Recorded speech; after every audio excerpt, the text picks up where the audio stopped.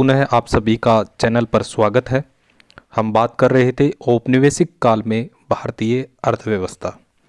आज इसका second part है और आज के इस पार्ट में कुछ महत्वपूर्ण बिंदु जिनको हम छूते हुए आज के इस टॉपिक का अध्ययन करेंगे, जिसमें हम औद्योगिक क्षेत्र और औद्योगिक क्षेत्र के अंतर्गत हम सबसे अधिक प्रभावित भारतीय उद्योग, जैसा कि आप देखोगे शिल्पकला, हैंडीक्राफ्ट जो कि सबसे अधिक प्रभावित हुआ था, जिसका पतन हुआ था। इसके साथ साथ औद्योगिकरण का बिंदु है और भारत में विभिन्न प्रकार के जो उद्योग है वो कौन कौन से इस औपनिवेशिक काल में स्थापित हुए, पूंजीगत उद्योगों का क्या प्रभाव पड़ा, और उसके बाद हम विदेशी व्यापार को देखेंगे। उसमें विदेशी व्यापार की स्थिति है उसको देखेंगे कि विदेशी व्यापार की क्या स्थिति उस समय औपनिवेशिक शासन काल में रही है, और साथ ही हम स्वेज नहर का व्यापार, ये भी बड़ा महत्वपूर्ण रहा है अंग्रेजी शासन काल के समय, इसको भी हम देखेंगे। फिर हम देखेंगे जनांकीय परिस्थितियाँ, जिसमें उस समय की हमारी जनसंख्या की क्या स्थिति है, साक्षरता क्या है, जीवन प्रत्याशा क्या है, शिशु मृत्यु दर, इन बिंदुओं को भी इसके अंतर्गत रखेंगे। उसके बाद हम व्यावसायिक संरचना उसको देखेंगे।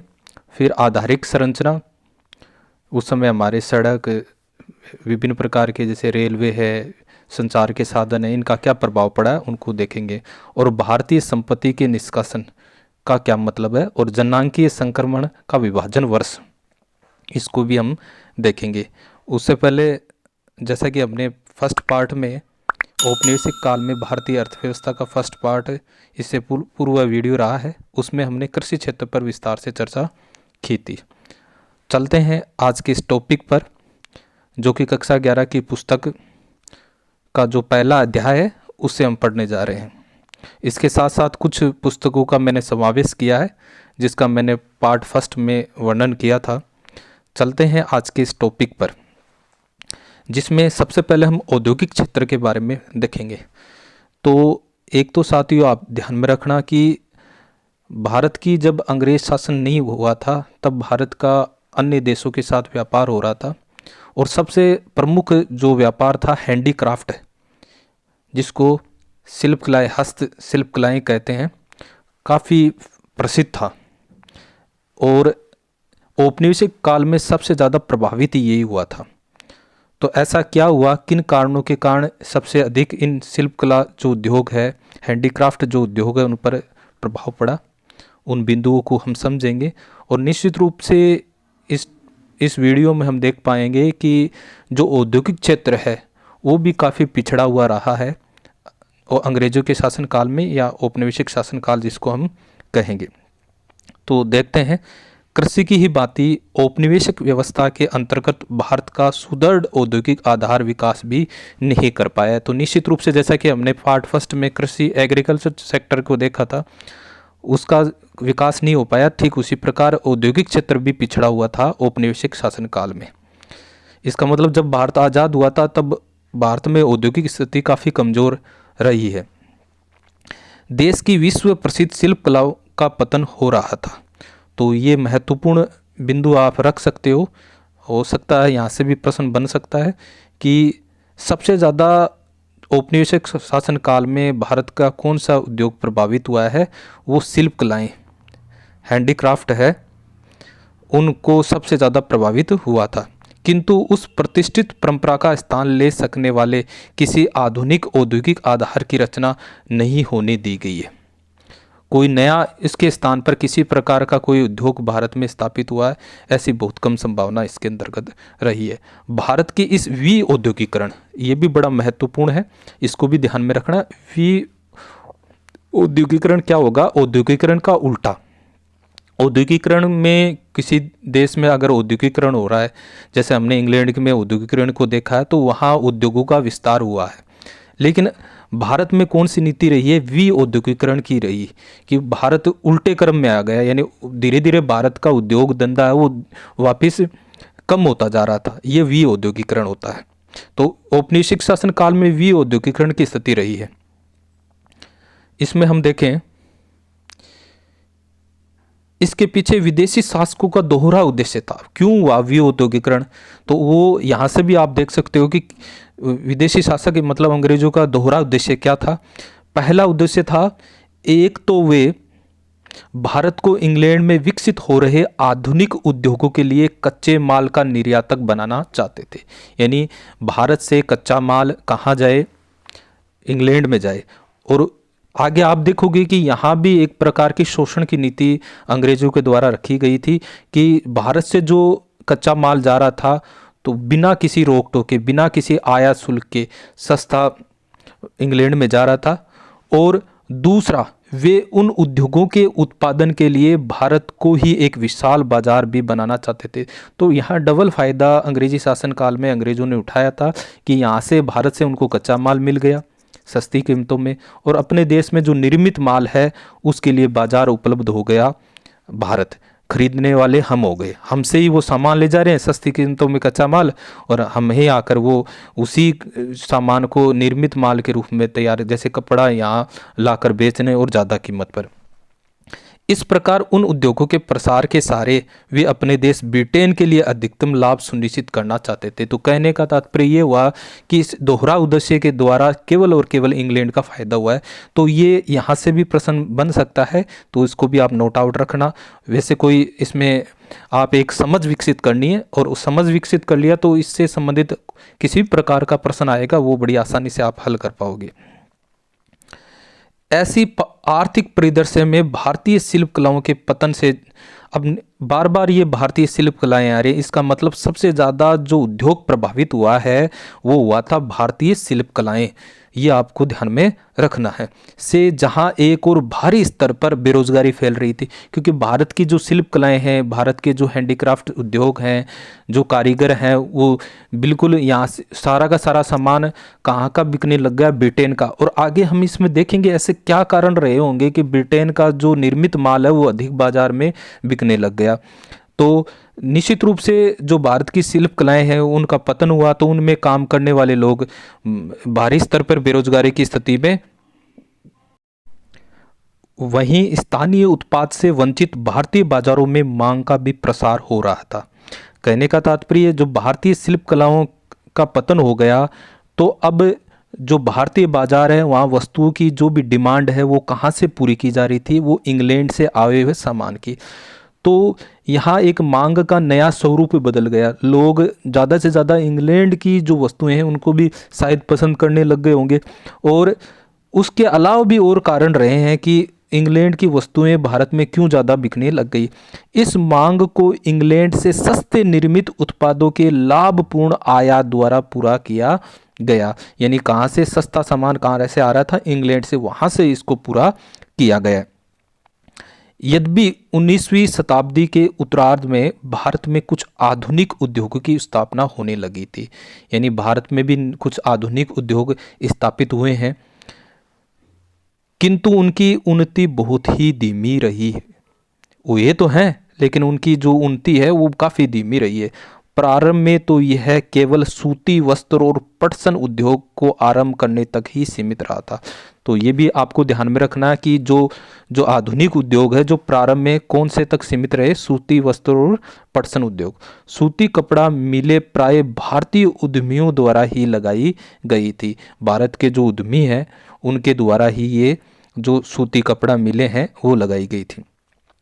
और ये देश के पश्चिमी क्षेत्र आज के महाराष्ट्र और गुजरात में ही अवस्थित थी। पटसन उद्योग की स्थापना का श्रेय विदेशियों को दिया जा सकता है। ये उद्योग केवल बंगाल प्रांत तक ही सीमित रहा है, बंगाल के आसपास का। 20वीं शताब्दी के आरंभिक वर्षों में लोहा और इस्पात उद्योग का भी विकास प्रारंभ हुआ है। Tata iron steel company TISCO की स्थापना 1907 में हुई है। ये डेट आपको ध्यान में रखना, और टिस्को का फुल फॉर्म भी आपको ध्यान में रखना है। दूसरे विश्व युद्ध के बाद चीनी और सीमेंट, कागज आदि के कुछ कारखाने भी स्थापित हुए। तो ये कुछ उद्योग यहाँ है, लेकिन वो हमारे जो कुछ उद्यमी हैं उनके द्वारा ही लगाए गए थे। आप इसमें एक ये भी दे रखा है कि Tata iron and steel company की स्थापना जमशेदपुर में, जो अब झारखंड में, ये स्थान भी आपको थोड़ा सा ध्यान में रखना है।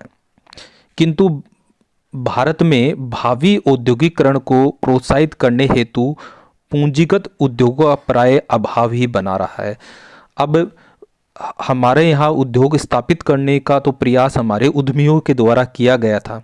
जो आधुनिक उद्योग जिनमें मशीनों का प्रयोग किया जाता है, तो उन उद्योगों की स्थापना तो की गई थी, लेकिन सबसे बड़ी कमी ये रही कि पूंजीगत उद्योगों का यहाँ अभाव था। अब पूंजीगत उद्योग क्या होता है? किसी भी उद्योग के लिए जो आवश्यक, जैसे मशीनें हैं, जिस किसी उद्योग में जो मशीन है, मशीन के द्वारा काम किया जा रहा है, वो मशीन बनाने वाले उद्योग, जैसे सिलाई की मशीन, अब सिलाई की मशीन भी तो कुछ उद्योग बनाते हैं। उसी प्रकार जो बड़ी बड़ी कपड़ा बनाने वाली मशीनें थी, या और किसी प्रकार के जो भी कलपुर्जे हैं, कोई किसी प्रकार की कोई और भी मशीनरी है, वो बनाने वाले उद्योगों का यहाँ अभाव रहा था। तो जो भारी उद्योग, आज के जो आधुनिक उद्योग हैं, उनका इतना ज़्यादा विकास नहीं हो पाया। उसका एक कारण पूंजीगत उद्योग भी कह सकते हैं। पूंजीगत उद्योग वे उद्योग होते हैं जो तत्कालीन उपभोग में काम आने वाली वस्तुओं के उत्पादन के लिए मशीनों और कलपुर्जों का निर्माण करते हैं। जैसा कि मैंने आपको बताया है, यत्र तत्र कुछ कारखानों की स्थापना से देश की पारंपरिक शिल्प कलाएं आधारित निर्माणशालाओं के पतन की भरपाई नहीं हो पाई है।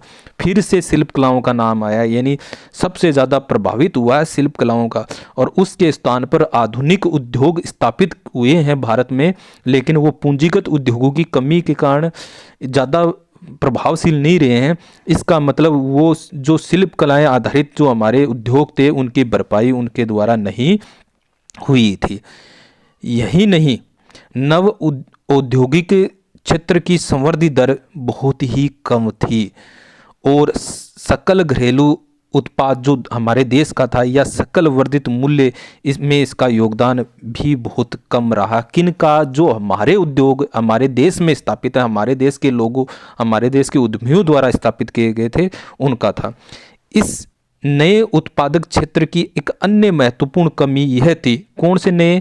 जो आधुनिक उद्योग स्थापित किए गए थे उनकी, कि इसमें सार्वजनिक क्षेत्र का कार्य क्षेत्र भी बहुत कम रहा है।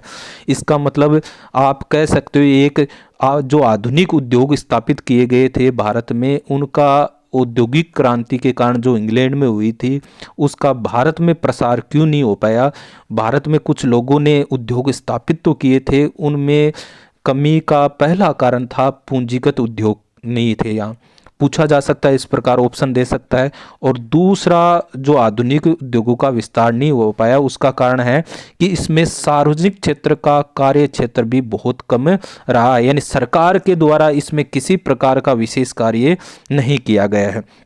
और तीसरा अपन देखें, वास्तव में ये क्षेत्र प्राय रेलों, विद्युत उत्पादन, संचार, बंदरगाह और कुछ विभागीय उपक्रमों तक ही सीमित था। यानी जो सार्वजनिक क्षेत्र था, जो सार्वजनिक क्षेत्र मतलब उस समय सरकार अंग्रेजों की थी, और अंग्रेजों के जो उद्योग थे वो केवल कहाँ? रेल है, विद्युत उत्पादन है और संचार, बंदरगाह उनके लिए। और रेलवे है, चाहे विद्युत उत्पादन है, चाहे संचार है, ये उन अंग्रेजों के द्वारा या जो उनके द्वारा करने का एक महत्वपूर्ण कारण था कि अपने देश के व्यापार को बढ़ाना। और अपने देश के व्यापार को वो किस प्रकार से बढ़ाते कि भारत से जो कच्चा माल है वो रेल के माध्यम से दूर स्थित स्थान से बंदरगाहों तक पहुंचाना, और जो इंग्लैंड से निर्मित सामान आया था, बनाया बनाया सामान आया था, उसको वापस बाजार तक पहुंचाने के लिए अपने फायदे के लिए इनका विस्तार किया गया था। इसका मतलब आधुनिक उद्योगों के लिए इसमें किसी विशेष प्रकार का उसमें योगदान नहीं था। इसका मतलब सार्वजनिक क्षेत्र यानी सरकार का केवल रोल था, वो केवल रेलवे, विद्युत उत्पादन और संचार, बंदरगाहों की यानी अपने फायदे वाले स्थानों में था। आज आप देखोगे कि भारत सरकार है या हमारे देश की जो सरकार है, उसके द्वारा विभिन्न ऐसे पूंजीगत उद्योग हैं, उनमें कार्य किया जा रहा है, जिसका हमारे देश को फायदा हो रहा है। तो इस प्रकार हम देखेंगे कि वर्तमान जो स्थिति है उसमें हम देखेंगे शिल्प कलाएं हैं, उनको काफ़ी नुकसान हुआ था। शिल्प कलाओं में नुकसान की स्थिति में हम देखें कि राज्य की जो विभेदमूलक प्रशुल्क नीति थी, यानी हमारे देश से जो कच्चा माल जा रहा था उस पर किसी प्रकार का कोई मतलब टैक्स वैक्स या आयात शुल्क किसी प्रकार का नहीं लगाया जा रहा था। और भारत से अगर कोई व्यापार कर रहा था, यानी भारत से कोई निर्मित माल बेच रहा है, बना बनाया माल बेच रहा था, तो उस पर कर लगा देते थे। तो इसी प्रकार जब इंग्लैंड से जो सामान आ रहा है निर्मित माल, उस पर जो अंग्रेज सरकार है उस पर किसी प्रकार का टैक्स नहीं लगाती थी। और टैक्स नहीं लगाती थी इसका मतलब वो सामान सस्ता होता था। दूसरा उसका ये है कि वो मशीनों के द्वारा उत्पादित किया जा रहा है, इसका मतलब वो मशीनों के द्वारा उत्पादित सामान है वो उसकी लागत कम आती थी। तो इसलिए भी जो इंग्लैंड द्वारा निर्मित स्थान है, निर्मित वस्तुएं हैं, उनका काफ़ी अधिक प्रसार हुआ। इसके साथ साथ धीरे धीरे जो हमारे राज दरबार थे, जो राजा महाराजा थे, उनका भी धीरे धीरे उनकी शक्तियाँ कम हो रही थी, क्योंकि जो पहले जो राजा महाराजा होते थे या जो भी नवाब वगैरह हैं, वो इन जो शिल्प कला आधारित उद्योग हैं उनको वो संरक्षण प्रदान करते थे। और धीरे धीरे हमारी जो मांग है उसका भी नया स्वरूप बदल गया था। यानी लोगों ने अपने देश की वस्तुओं के बजाय विदेशी जो इंग्लैंड से वस्तु आ रही थी उसका एक नया शौक उनको खरीदना पसंद करने लगे। और भारत में रेलवे उसका भी आगमन हुआ अंग्रेज़ों के द्वारा, तो उसका भी कहीं ना कहीं प्रभाव पड़ा। तो इस प्रकार हम देखेंगे कि भारत का जो शिल्प कला है वो बिल्कुल पतन हो गया था और आधुनिक उद्योग स्थापित तो हुए थे लेकिन उतना वो प्रभावशाली नहीं हुआ था, जिसमें एक टिस्को का भी नाम इसमें आया है। अब हम विदेशी व्यापार को पढ़ेंगे कि विदेशी व्यापार की स्थिति भारत में कैसी थी। जब अंग्रेज़ आए थे उससे पहले व्यापार की स्थिति कैसी थी और अंग्रेज़ आने के बाद व्यापार कैसा हो गया, कौन सी वस्तुओं का वो आयात कर रहा था, कौन सी वस्तुओं का निर्यात उस औपनिवेशिक काल में हुआ और किन किन देशों के साथ भारत का जो आयात और निर्यात हो रहा है। और उसी के साथ साथ इसमें स्वेज नहर का व्यापार है, जो भारत जो इंग्लैंड है उसकी औद्योगिक का विस्तार का भी एक कारण रहा, स्वेज नहर, उसको भी हम इसमें पढ़ेंगे। तो विदेशी व्यापार को देखें, प्राचीन समय से ही भारत एक महत्वपूर्ण व्यापारिक देश रहा है जब अंग्रेज नहीं आए थे, किंतु औपनिवेशिक सरकार द्वारा अपनाई गई वस्तु उत्पादन, व्यापार और सीमा शुल्क की प्रतिबंधकारी नीतियों का भारत के विदेशी व्यापार की संरचना, स्वरूप और आकार पर बहुत प्रतिकूल प्रभाव डाला है। किसमें? वस्तु उत्पादन की जो उनकी नीति है, व्यापार की नीति है, और सीमा शुल्क। सीमा शुल्क का मतलब है कि एक देश से दूसरे देश पर जो जिसको आयात शुल्क हम कहेंगे कि एक देश दूसरे देश के साथ व्यापार कर रहा है तो बीच में जो टैक्स लगाया जाता है उसका भी। तो हमारे देश की वस्तु किसी विदेशी बाजार में बिकने के लिए जाती है तो उस पर तो वो टैक्स लगा रहा है, और विदेशी यानी उनकी इंग्लैंड की कोई वस्तु भारत में बिकने के लिए आ रही है तो उस पर कोई टैक्स नहीं लगा रहा है। टैक्स नहीं लगा रहा है तो उसकी कॉस्ट नहीं बढ़ेगी, और कॉस्ट नहीं बढ़ेगी तो वो सस्ती रहेगी, और निश्चित रूप से जो उपभोक्ता है, खरीदने वाला है, वो सस्ती वस्तु को खरीदेगा। तो इस प्रकार से पड़ा है। तो ये आप पॉइंट ध्यान में रखना है। परिणाम स्वरूप भारत कच्चे उत्पाद, ध्यान में रखना कि औपनिवेशिक काल में कौन सी स्थिति उत्पन्न हुई। परिणाम स्वरूप भारत कच्चे उत्पाद जैसे रेशम, कपास, ऊन, चीनी, नील और पटसन आदि का निर्यातक होकर रह गया। तो यह आपको ऑप्शन में दे सकता है कि औपनिवेशिक शासन काल में भारत की स्थिति कैसी थी। तो ये जो है रेशम है, कपास है, ऊन है, चीनी है, नील जो कपड़े में काम आती है वो नील, और पटसन, इनका ही निर्यातक बनकर रह गया। साथ ही यह सूती, रेशमी, ऊनी वस्त्रों जैसे अंतिम उपभोक्ता वस्तुओं और इंग्लैंड के कारखानों में बनी हल्की मशीनों आदि का आयातक भी हो गया। और आयातक किसका हो गया? जो भी कपड़ा रेशमी या ऊनी है वो कहाँ से आने लग गया?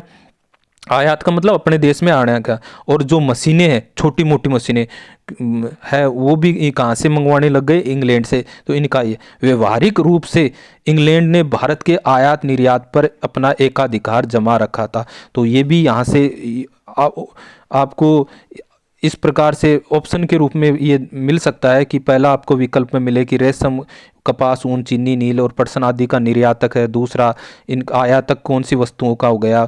और आयात, भारत के आयात निर्यात व्यापार पर एकाधिकार नहीं था।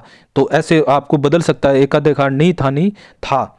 तो ऐसे भाषा में भी वो बदलाव रख सकता है। तो व्यवहारिक रूप से हम देखें तो इंग्लैंड ने भारत के आयात निर्यात व्यापार पर भी अपना एकाधिकार जमा रखा था। तो पूछा जा सकता है कि सबसे अधिक व्यापार किसके साथ हो रहा था?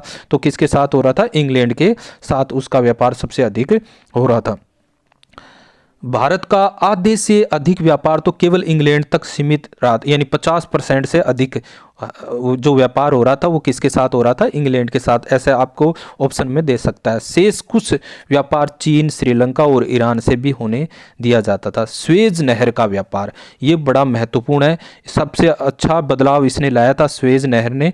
तो ये देखें, मार्ग खुलने से, अब हम मानचित्र के द्वारा इसको देखेंगे, मार्ग खुलने से तो व्यापार के पर अंग्रेजी नियंत्रण और भी सख्त हो गया था, और जो अंग्रेजी वस्तुएं हैं उनका जो कॉस्ट है, लागत में कमी आने का कारण भी स्वेज नहर था।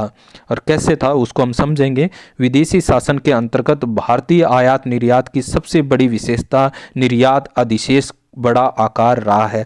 तो बड़ी रोचक तथ्य हमारे सामने निकला है कि यहाँ हर एक बिंदु बड़ा रोचक है, और इनको आपको आपके एग्जाम में ऑप्शन के माध्यम से इनको दे सकता है, तो हर बिंदु को आपको ध्यान में रखना। देखिए, निर्यात अधिशेष था, इसका मतलब किसी देश के लिए भुगतान संतुलन या आप निर्यात अधिशेष को देखो तो ये है कि कोई किसी देश का निर्यात आयात से क्या है, अधिक है।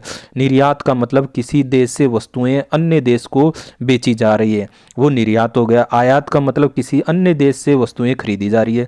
तो हमारे देश से वस्तुएं ज़्यादा जा रही है, निर्यात अधिक हो रहा है, तो इसका मतलब हमारे देश पर अनुकूल प्रभाव पड़ेगा, अच्छा प्रभाव पड़ेगा। होना तो ये चाहिए था, क्योंकि अगर ये डाटा देखें कि भाई वास्तव में तो निर्यात तो अधिशेष था, हमारे देश से वस्तुएं ज़्यादा जा रही थी, लेकिन वास्तव में इसको देखें, इस आंकड़े को देखें तो ये बड़ा रोचक है और आश्चर्यचकित करने वाला था।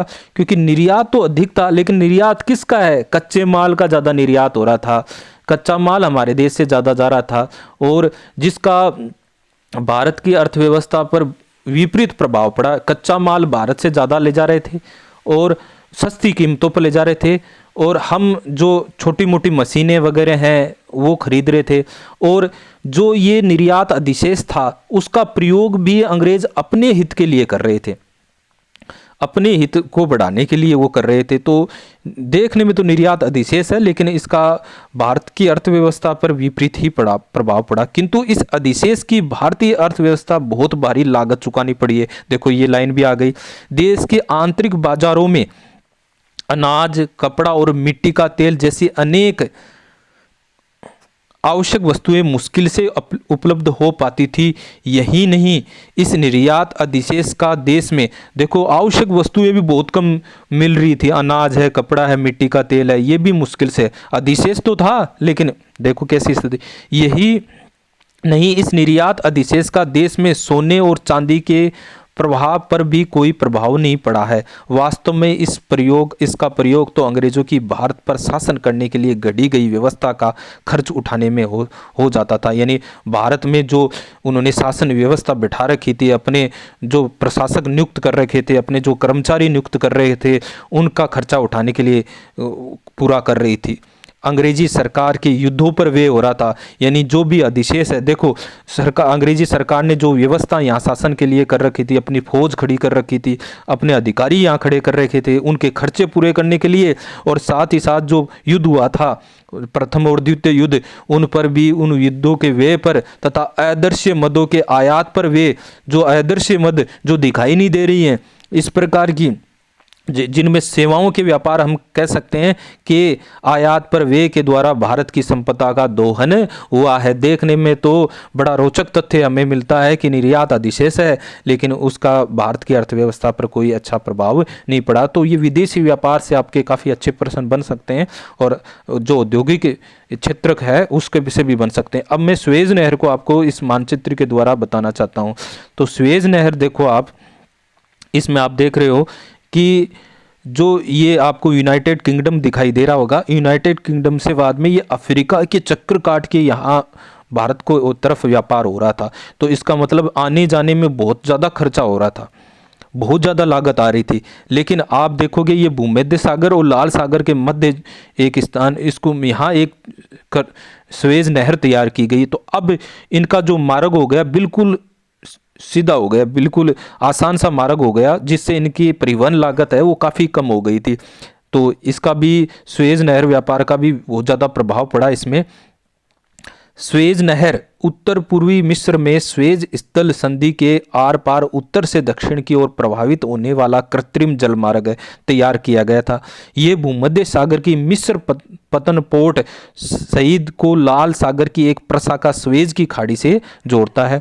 इस नहर से अमेरिका और यूरोप से आने वाले जलयानों को दक्षिणी एशिया, पूर्वी अफ्रीका तथा प्रशांत महासागर तटवर्ती देशों के लिए एक छोटा और सीधा जलमार्ग सुलभ हो गया था। अब उन्हें अफ्रीका के दक्षिणी छोर की परिक्रमा नहीं करनी पड़ती थी। सुएज नहर आज आर्थिक और सामरिक दृष्टि से विश्व का सबसे महत्वपूर्ण जलमार्ग हो गया है और वर्ष 1869 में 69 में इसे खुल जाने से परिवहन लागतें बहुत कम हो गई और भारतीय बाजार तक पहुंचाना सुगम। तो यहाँ से भी प्रश्न बन सकता है कब ये चालू किया गया। 1869 में चालू किया गया और इसका प्रभाव क्या पड़ा उसको भी आपको ध्यान में रखना है। इसके बाद ये हमने विदेशी व्यापार को पढ़ा है। इसके बाद हम देखें जननांकिकीय परिस्थितियाँ हैं। तो इसमें हम देखें कि कैसी स्थिति थी, साक्षरता दर कैसी थी, जनसंख्या कितनी थी, शिशु मृत्यु दर, इन पर हम देखेंगे। तो ब्रिटिश भारत की जनसंख्या के विस्तृत ब्यूरो सबसे पहले 1881 की जनगणना, तो विस्तृत और सरकारी आधार पर जो जनगणना पहले की गई है वो 1881, वैसे 1872 में हुई, लेकिन सरकारी जो है ना व्यवस्थित तरीके से अगर जनगणना की बात करें तो वो कब की गई थी, 1881 में की गई थी। तो ये भी आप डेट ध्यान में रखना है। एकत्रित किए गए, यद्यपि इसकी कुछ सीमाएं थी, फिर भी इसमें भारत की जनसंख्या संवृद्धि की विषमता बहुत स्पष्ट थी। बाद में प्रत्येक 10 वर्ष बाद जनगणना होती रही है, प्रत्येक 10 साल से ये जनगणना हुई। वर्ष 1921 के पूर्व का भारतीय जनगणना जननांकीय संक्रमण के प्रथम सोपान में थी, 1921 तक प्रथम में थी और द्वितीय सोपान का आरंभ 1921 के बाद माना जाता। तो ये भी प्रश्न यहाँ से बन सकता है कि द्वितीय सोपान में क्या हुआ। तो ये जननांकीय संक्रमण का जो सिद्धांत है, जिसमें प्रथम सोपान वो होता है जिसमें मृत्यु दर और जन्म दर दोनों ऊंची बनी रहती है।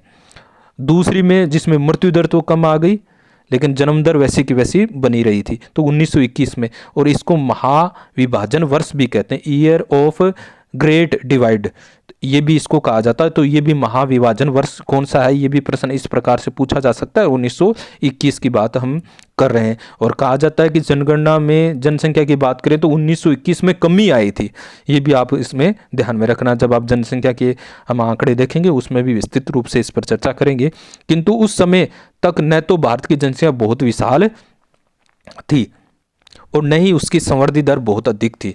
सामाजिक विकास के विभिन्न सूचक भी बहुत उत्साहवर्धक नहीं थे, सामाजिक विकास को दर्शाने वाले सूचक भी बहुत ही ज़्यादा अच्छे नहीं थे। कुल मिलाकर साक्षरता दर काफ़ी, देखो 16% है, सबसे हंसने वाली सी बात है, 16% बहुत कम होती है।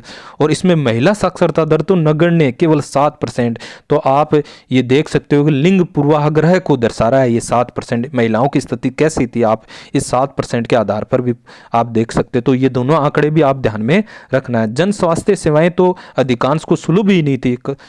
आप देखोगे कहाँ हॉस्पिटल वगैरह, कहाँ सुविधाएं थी, जहाँ ये सुविधा उपलब्ध थी वे वहाँ नितांत ही अपर्याप्त थी।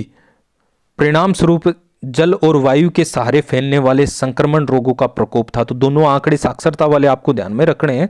उनसे व्यापक जन हानि होना एक आम बात थी। कोई आश्चर्य की नहीं कि उस समय सकल मृत्यु दर बहुत ऊंची थी, जो मृत्यु दर थी। और विशेष रूप से अब शिशु मृत्यु दर की बात करें तो अधिक चौंकाने वाली थी।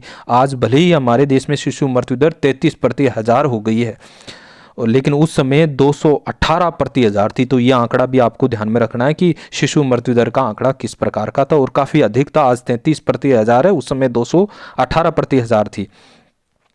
जीवन प्रत्याशा स्तर आज के 69 वर्ष 69 वर्ष की जीवन प्रत्याशा, यानी जीवन की औसत आयु हम कह सकते हैं, या जो 69 वर्ष थी औसतन रूप से जीवन प्रत्याशा, जो केवल उस समय 32 वर्ष ही थी, बहुत ही कम थी जीवन प्रत्याशा। ये भी आपको ध्यान में रखना है कि उस समय की जीवन प्रत्याशा, ये आंकड़े मतलब आपको ऑप्शन विकल्प के आधार पर दे सकता है। तो अभी सभी आंकड़े आपको मोटे रूप से ध्यान में रखने हैं। विश्वस्त आंकड़ों के अभाव में ये कहना पाना कठिन है कि उस समय गरीबी का प्रसार कितना था। इसमें कोई संदेह नहीं है कि औपनिवेशिक शासन के दौरान भारत में अत्यधिक गरीबी व्याप्त थी, क्योंकि आप देखोगे कृषि की स्थिति कैसी थी, औद्योगिक स्थिति कैसी थी, व्यापार उन्होंने कैसा कर दिया, तो निश्चित रूप से गरीबी भी की स्थिति भी काफ़ी गंभीर थी। परिणाम स्वरूप भारत की जनसंख्या की दशा भी और बदतर हो गई है। तो ये जीवन प्रत्याशा का, शिशु मृत्यु दर का, साक्षरता का आंकड़ा आपने देखा है, और ये एक चित्र आप देख पा रहे हो कि कैसे लोग कहाँ कहाँ रह रहे हैं। और ये अमर्त्य सेन की एक पुस्तक है गरीबी और काल, इसको भी आप ध्यान में रखना है। और फिर है व्यावसायिक संरचना, ये भी अच्छा बिंदु है कि हमारे देश के जो लोग हैं कौन कौन से कार्य में, जैसा कि मैंने एक वीडियो डाला है अर्थव्यवस्था के क्षेत्रक, जिसमें हमने बात की थी 3 क्षेत्रों की, प्राथमिक, द्वितीयक और तृतीयक। तो यही यही बात करनी है कि प्राथमिक क्षेत्र में उस समय कितने लोग लगे हुए थे, द्वितीयक में कितने थे और सेवा क्षेत्र में कितने थे, जिसको तृतीयक क्षेत्र हम कहते हैं। औपनिवेशिक काल में विभिन्न औद्योगिक क्षेत्रों में लगे कार्यशील श्रमिकों के आनुपातिक विभाजन में कोई परिवर्तन नहीं आया। कृषि सबसे बड़ा व्यवसाय था। तो ये भी प्रश्न बन सकता है कि उस समय सबसे बड़ा व्यवसाय क्या था? कृषि था, जिसमें 70 से 75% जनसंख्या उसमें लगी थी। विनिर्माण तथा सेवा क्षेत्रों में क्रमशः विनिर्माण में जो औद्योगिक क्षेत्र है उसमें 10% के आसपास थी और सेवा क्षेत्र में 15 से 20% के सामान्य बनी हुई थी। समुदाय को रोजगार मिल पा रहा था। क्षेत्रीय विषमताओं में वृद्धि एक बड़ी विलक्षणता रही है। क्षेत्रीय विषमता भी रही है, ये तो विषमता रही है कि सबसे ज़्यादा कृषि क्षेत्र में लोग लगे हुए थे। कार्यशील जनसंख्या की बात करें, क्षेत्रीय विषमता का मतलब है कोई क्षेत्र तो जहाँ अंग्रेजों को सुविधा थी वो क्षेत्र तो थोड़ा विकसित था, और बाकी अन्य क्षेत्रों की बात करें तो वहाँ मूलभूत जो आवश्यकताएं की है वो भी नहीं थी। सड़क, पानी, जल, जो भी व्यवस्थाएं थी, विद्यालय की या चिकित्सा सुविधाएं बिल्कुल ही नहीं थी। काफ़ी पिछड़ा हुआ क्षेत्र था। उस समय की मद्रास प्रेसिडेंसी, जो आज के तमिलनाडु, आंध्र, कर्नाटक और केरल प्रांतों के क्षेत्र की बात करें तो मुंबई और बंगाल के कुछ क्षेत्रों में कार्य बल की कृषि क्षेत्र पर निर्भरता में कमी आ रही थी कि वो क्षेत्र थोड़ा थोड़ा ठीक हो रहा था। विनिर्माण तथा सेवा क्षेत्रों का महत्व तदनुरूप बढ़ रहा था। ये क्षेत्र जो अंग्रेजों के सबसे अच्छे क्षेत्र रहे हैं, जहाँ तो कमी आई है, लेकिन बाकी क्षेत्रों में हम बात करें तो कृषि क्षेत्र सबसे अधिक रहा है। तो ये कौन से क्षेत्रों में कमी आई है, तो ये आपको भी ध्यान में रखने पूछा जा सकता है कि कौन कौन से क्षेत्र हैं जहाँ कृषि क्षेत्र में निर्भरता में कमी आई है। विनिर्माण तथा सेवा क्षेत्रों का महत्व इन क्षेत्रों में बढ़ा है, किंतु उसी अवधि में पंजाब, राजस्थान और उड़ीसा के क्षेत्र में कृषि में लगे श्रमिकों के अनुपात में वृद्धि आंकी गई है। तो उस समय की स्थिति हम देख रहे हैं कि उस समय कौन से क्षेत्रों में वृद्धि हुई है और कौन से में कमी हुई है। इन बिंदुओं को भी आपको ध्यान में रखना है। जो आप देखो कि पंजाब का क्षेत्र है, राजस्थान का है, उड़ीसा का क्षेत्र है, जहाँ कृषि में लगे हुए श्रमिकों की स्थिति अच्छी हुई है। इसके बाद हम आधारिक संरचना की बात करें। आधारिक संरचना का मतलब है जिस प्रकार हम मकान की नींव की बात करें कि नींव एक मकान के लिए बड़ी आवश्यक है, उसी प्रकार आर्थिक विकास के लिए आधारिक संरचना जैसे सड़क है, परिवहन के साधन है, विद्युत है, जल की व्यवस्था है, डाक तार है, संचार के साधन है ये। और उस समय भारत की स्थिति इसमें काफ़ी कमज़ोर रही है, और जहाँ भी ये रेल मार्ग वगैरह बनाए गए हैं तो केवल और केवल उनका ध्येय अंग्रेजों को अपने फ़ायदे के लिए था। तो वहाँ भारत की स्थिति को मजबूत बनाने का उनका किसी प्रकार का ध्येय नहीं था। आधारिक संरचना औपनिवेशिक शासन के अंतर्गत देश में रेलों, पत्तनों, जल परिवहन व डाक तार आदि का विकास हुआ, लेकिन इसका ध्येय जन सामान्य को अधिक सुविधाएं प्रदान करना नहीं था। यहाँ से भी वो शब्द बदल कर प्रश्न पूछा जा सकता है कि इनका व्यवस्था अंग्रेजी औपनिवेशिक शासन काल में की गई तो क्या उनका उद्देश्य जन सामान्य को लाभ था? नहीं, अपना ही ये कार्य तो औपनिवेशिक हित साधन के ध्येय से किया गया था, उनका फायदा हो उसके लिए इन जो आधारिक संरचना है उनका विकास किया गया। अंग्रेजी शासन से पहले बनी सड़कें आधुनिक यातायात साधनों के लिए उपयुक्त नहीं थी, कच्ची सड़कें थी।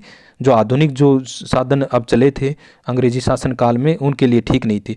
जो सड़कें उन्होंने बनाई उनका ध्येय भी देश के भीतर उनकी सेनाओं के आवागमन की सुविधा, किन किन उद्देश्य देख लो आप, उनकी सेनाएं हैं वो एक स्थान से दूसरे स्थान पर जा सके उसके लिए देश के भीतर भागों से कच्चे माल को निकटतम रेलवे स्टेशन या पतन तक पहुंचाने में सहायता करना, यानी जो कच्चा माल था जो रेलवे स्टेशन तक पहुंचाना या फिर जो बंदरगाह बनाए गए थे उन तक पहुंचाना। इस प्रकार माल को इंग्लैंड या अन्य लाभकारी बाजार तक पहुंचाना, और जो माल इंग्लैंड से आ रहा है उसको अन्य लाभकारी बाजार तक पहुंचाना आसान हो गया। ग्रामीण क्षेत्रों तक माल पहुंचाने में सक्षम सभी मौसम में उपयोग होने वाली सड़कों का मार्गों का अभाव निरंतर ही बना रहा है। ग्रामीण क्षेत्र से उनको कोई मतलब नहीं था, वहाँ हमेशा ही अभाव रहा था। वर्षा काल में तो ये अभाव और भी भीषण हो जाता था, और भी खतरनाक हो जाता था। तो एक स्थिति और एक समझ हम विकसित कर पा रहे हैं कि कैसी स्थिति उस समय औपनिवेशिक शासन काल के अंतर्गत रही है, और जब भारत आज़ाद हुआ तब हमारे सामने कैसा भारत खड़ा हुआ था वो आप एक स्थिति आप समझ पा रहे होंगे। स्वाभाविक था कि प्राकृतिक आपदाओं और अकाल आदि की स्थिति में ग्रामीण क्षेत्रों में बसे देशवासियों का जीवन कठिनाइयों के कारण दुर्भर हो जाता था। तो आप एक स्थिति समझ पा रहे होंगे कैसी स्थिति थी उसमें, न समय उसमें लाइट की व्यवस्था, न सड़कों की व्यवस्था। तो उस समय ग्रामीण क्षेत्र है वो किस प्रकार से आप कार्य कर रहा होगा, कैसी वो कठिनाइयों को महसूस कर रहा होगा, वो स्थिति आप देख पा रहे हो। अगर सड़कें की, इन संचार के साधनों का विकास किया गया वो भी अपने लिए, अंग्रेजों ने 1850 में भारत में रेलों का आरंभ किया। 1850 में, ये डाटा भी आप ध्यान में रखना, यही उनका सबसे महत्वपूर्ण योगदान माना जाता था। कहीं ना कहीं रेलवे का हमारे जीवन पर एक पॉजिटिव प्रभाव भी पड़ा कि हमारा जो दूरस्थ इलाकों में आने जाने का जो है दूरी है वो कम हो गई है। बड़ी आसानी से हम एक स्थान से दूसरे स्थान पर जा सकते थे। लेकिन इन अंग्रेजों ने जो रेलवे की स्थापना की वो केवल और केवल अपने उद्देश्य के लिए का, तो ये एक इसका खतरनाक प्रभाव भी था। यही उनका सबसे, रेलों ने भारत की अर्थव्यवस्था की संरचना को दो महत्वपूर्ण तरीकों से प्रभावित किया। दो महत्वपूर्ण, कौन कौन से? एक तो इसमें लोगों की भूक्षेत्रीय एवं सांस्कृतिक व्यवधानों को कम कर आसानी से लंबी यात्राएं करने के अवसर प्राप्त हुए। दूसरी ओर भारतीय कृषि के व्यवसायीकरण को बढ़ावा मिला। दो तो इसके अच्छे प्रभाव अगर प्रश्नों में पूछे भी जा सकते हैं। एक तो जो भूक्षेत्रीय सांस्कृतिक दो क्षेत्र हैं वो आपस में जुड़े हुए नहीं थे, लेकिन रेलवे की व्यवस्था की गई तो आपस में अलग अलग क्षेत्रों में जुड़ा हुआ उनकी एक दूसरे की संस्कृति को पहचानने में सुविधा मिली। दूसरा, भारतीय कृषि के व्यवसायीकरण को बढ़ावा। पहले जीवन निर्वाह कृषि थी, अपने लिए कृषि कर रहे थे, लेकिन अब धीरे धीरे व्यवसायीकरण को बढ़ावा मिला क्योंकि रेलवे के माध्यम से कच्चे माल के रूप में वो बंदरगाहों तक पहुँचने लग गया, तो कृषि का व्यवसायीकरण हुआ। किंतु ये तो इसके अच्छे भी प्रभाव पड़े, किंतु इस व्यवसायीकरण का भारतीय ग्रामीण अर्थव्यवस्था के आत्मनिर्भरता के स्वरूप पर विपरीत प्रभाव। ये आप देखिए, मुंबई तथा ठाणे को जोड़ने वाला पहला रेल पुल 1854, ये भी आपको ध्यान में रखना पड़ा। भारत के निर्यात में निसंदेह विस्तार हुआ, परंतु इसके लाभ भारतवासियों को मुश्किल से ही प्राप्त हुए हैं। इस प्रकार जन सामान्य को मिले सांस्कृतिक लाभ व्यापक होते हुए भी देश की आर्थिक हानि की भरपाई नहीं कर पाए। आर्थिक हानि सबसे ज़्यादा हुई है। यहाँ से कच्चे माल के रूप में इंग्लैंड में जाना, निर्मित माल भारत में आना, उससे काफ़ी अधिक भारतीयों का शोषण इस रेलवे मार्ग के द्वारा किया गया था। सड़कों तथा रेलों के विकास के साथ साथ औपनिवेशिक व्यवस्था ने आंतरिक व्यापार तथा समुद्री जलमार्गों के विकास पर भी ध्यान दिया, किंतु ये उपाय बहुत ही संतोषजनक नहीं थे। उन्होंने आंतरिक रेल मार्ग के साथ साथ जो आंतरिक समुद्री मार्ग है उस पर भी ध्यान दिया, ज़्यादा नहीं था। उस समय के आंतरिक जलमार्ग अलाभकारी सिद्ध हुए। उड़ीसा की तटवर्ती नहर इस विशेष उदाहरण है। यद्यपि इस नहर का निर्माण सरकारी कोष से किया गया था, तथापि ये रेल मार्ग से सब स्पर्धा नहीं कर पाई। रेल मार्ग उचित रहा था, कोशिश तो की गई थी जलमार्ग की। नहर के समानांतर रेल मार्ग विकसित होने के बाद अंततः उस जलमार्ग को छोड़ दिया गया। रेल मार्ग अच्छा रहा। भारत में विकसित की गई महंगी तार व्यवस्था का मुख्य ध्येय, तार व्यवस्था यानी एक स्थान से दूसरे स्थान पर संदेश भेजने के लिए तार व्यवस्था की गई थी, लेकिन वो जन सामान्य के लिए नहीं थी, वो कानून व्यवस्था को बनाए रखने के लिए उन्होंने रखी है। तो सारी की सारी व्यवस्थाएं वो अपने लिए थी, अंग्रेजों के लिए। दूसरी ओर डाक सेवाएं अवश्य जनसामान्य को सुविधा प्रदान कर रही थी, किंतु वे बहुत ही अपर्याप्त थी, बहुत कम थी। आधारिक संरचना की वर्तमान अवस्था के विषय में हम विस्तृत ये इसका मतलब जो व्यवस्थाएं आधारिक संरचना थी वो काफ़ी ही कमज़ोर स्थिति में थी।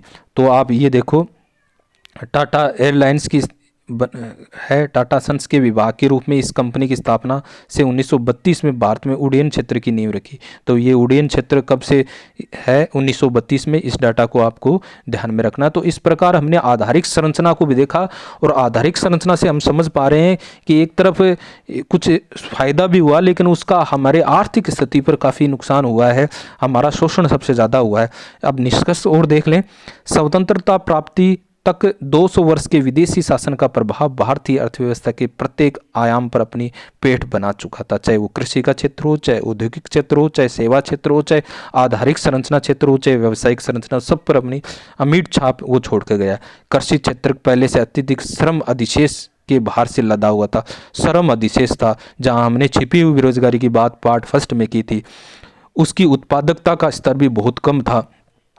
औद्योगिक क्षेत्र भी आधुनिकीकरण, क्षमता संवर्धन और सार्वजनिक निवेश में वृद्धि की मांग कर रहा था। औद्योगिक क्षेत्र भी काफ़ी पिछड़ा हुआ था, जिसकी हमने बात की थी। तथा विदेशी व्यापार तो केवल इंग्लैंड की औद्योगिक क्रांति को पोषित कर रहा था। केवल इंग्लैंड के साथ एक तरफा व्यापार हो रहा था। प्रसिद्ध रेलवे नेटवर्क सहित सभी आधारिक संरचनाओं में उन्नयन, प्रसार तथा जनोन्मुखी विकास की आवश्यकता थी। केवल और केवल वो अपने लिए उन्होंने रेल मार्ग या अन्य सुविधाएं उपलब्ध करवाई, जन सामान्य के लिए नहीं था। व्यापक गरीबी और बेरोजगारी भी सार्वजनिक आर्थिक नीतियों को जन कल्याण उन्मुखी बनाने का आग्रह कर रही थी। संक्षेप में देश में सामाजिक और आर्थिक चुनौतियां बहुत अधिक थी। तो इस प्रकार ये हम देखेंगे कि एक स्थिति हम समझ पा रहे हैं कि किस प्रकार से अंग्रेजी शासन काल में स्थिति रही है, औद्योगिक क्षेत्र की कैसी स्थिति रही है, और कृषि क्षेत्र की किस प्रकार की स्थिति इसमें बनी हुई थी। ये प्रश्न है, एक बार ये इसमें कुछ पुनरावृत्ति की गई है, पुनरावर्तन किया गया, इनको आपको देखना है। और ये प्रश्नों को एक बार आप मोटे तौर पर देख लो, जिससे एक समझ आपके सामने विकसित होगी। औद्योगिकरण के दोहरे ध्येय क्या थे? इसमें जैसा ये प्रश्न दे रखा है, इसको एवं में रूपांतरित वो कर सकता है। परंपरागत हस्तकला उद्योग के विनाश का क्या क्या कारण हो सकते हैं, तो वो कारण आपको देखने। कृषि गतिहीनता के क्या कारण हो सकते हैं, तो विकल्प आपको एक अपने स्तर पर नोट्स तैयार कीजिए। इस वीडियो को आपने देख लिया है, इसके बाद आप ये जो चैप्टर है वो पढ़ने की कोशिश करो, और उसके बाद इनके नोट्स बनाइए आप। और मैं इसके न्यू टाइप आधारित प्रश्न लेकर आऊँगा, वीडियो अलग से लाऊंगा, जिससे आपकी एक और अधिक समझ इसके अंतर्गत विकसित होगी। और इसी के साथ साथ जैसे ये भारतीय संपत्ति का निष्कासन, इसका मतलब है कि अधिक से अधिक भारतीय संपत्ति का प्रयोग वो अंग्रेज कर रहे थे, काफ़ी अधिक शोषण भी कर रहे थे, और कैसे उन्होंने औद्योगिक नीति अपनाई जिससे ज़्यादा से ज़्यादा भारतीय संपत्ति का निष्कासन हो रहा था। और ये जननांकिक संक्रमण का जो हमने सोपान की बात की, 1921 को महाविभाजन वर्ष भी कहा गया है। तो प्रथम सरकारी जनगणना कब की गई थी, तो 1881 ये डाटा भी आई है। तो ये जो प्रश्न आप देख पा रहे हो, उनको एक बार आप हल करने की कोशिश करना, और बड़ी तसल्ली से आप इसको पढ़कर अपने शॉर्ट रूप में नोट्स भी बनाइए। और इसके मैं न्यू टाइप प्रश्न जरूर लेकर आऊँगा। अब नया वीडियो नए टॉपिक के साथ। आज के लिए बस इतना ही। धन्यवाद। आप सभी से मेरा अनुरोध कि इस चैनल को ज़्यादा से ज़्यादा सब्सक्राइब करवाइए, शेयर करें और लाइक करें। धन्यवाद।